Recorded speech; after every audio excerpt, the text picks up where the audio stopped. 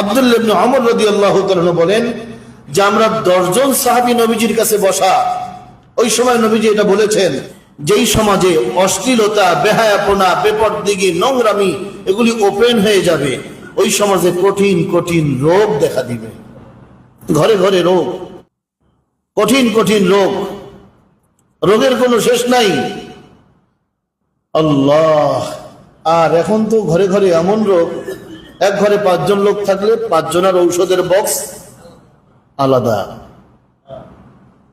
কোথাও রওনা করলে, সফরে গেলে আগেই চিন্তা, ঔষধের বক্স কি নেওয়া হয়েছে, হজের সফরে যাবে। আল্লাহ! এক একজনের যেই পরিমাণের ঔষধ নেয়, লাগেজের উল্লেখযোগ্য অংশ ঔষধে ভর্তি।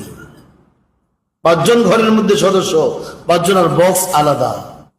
আল্লাহ তাআলা সবাইকে সুস্থতার নিয়ামত দান করেন। আরো জোরে বলি আমিন। নবীজি বলেন যে এই সমাজের লোকেরা অশ্লীলতা, বেহায়াপনা, বেপরদিগি, নোংরামির মধ্যে লিপ্ত হয়ে যাবে, ওপেন হয়ে যাবে, ওই সমাজে কঠিন কঠিন রোগ দেখা দিবে, কঠিন কঠিন রোগ।